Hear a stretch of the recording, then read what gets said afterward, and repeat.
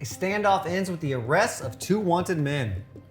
Plus, carjacking suspects are caught on I-75 thanks to a multi-agency effort on this week's Rambosk Report.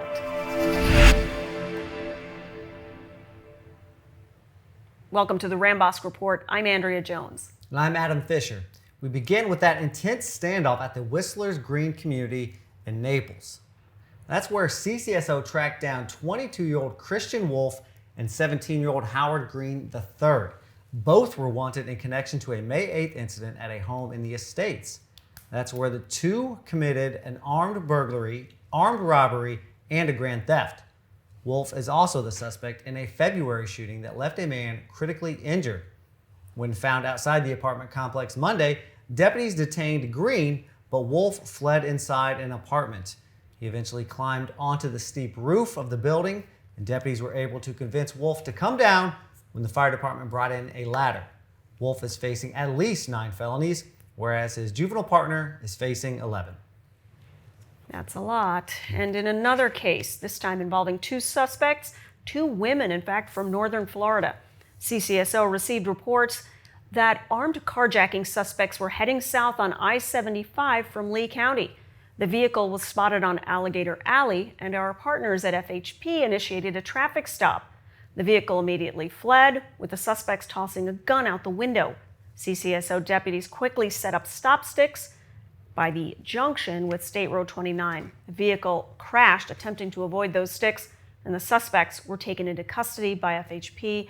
The driver, 35-year-old Rebecca Stacy, is charged with felony carjacking, aggravated fleeing, and the obvious traffic citations, and 38-year-old Miranda Pryor, she is charged with felony carjacking as well.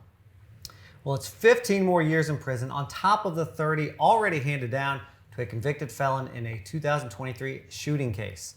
A Collier County jury found 33-year-old Shondell McCann guilty of shooting into an occupied building, aggravated assault with a deadly weapon, tampering with evidence, and burglary of an occupied dwelling. Right now, you're seeing video from after McCann shot into a Bayshore Drive apartment when there were children inside. He and 2 other suspects were spotted by an alert deputy driving in the area. McCann then drove off before crashing and fleeing on foot. But eventually, he was sniffed out by one of our canines hiding in a nearby lanai. That's right. Well, it's National Law Enforcement Memorial Week, and on Monday, Sheriff Kevin Rambosk and CCSO hosted the annual Law Enforcement Memorial Service. 15 men, deputies, officers, and troopers from Collier County were honored and remembered for giving their lives to protect our community. You know, recognizing and memorializing those who have served this community in Collier County and given their lives to protect all of our citizens, all of our businesses, all of our visitors is the least we can do for someone who has protected our community and made the ultimate sacrifice. Well, nationwide, there have been more than 26,000 line-of-duty deaths, and obviously none of those should be forgotten. Absolutely, very well said. And that's it for this week's Rambosk Report. Thanks for joining us. We'll see you here next week.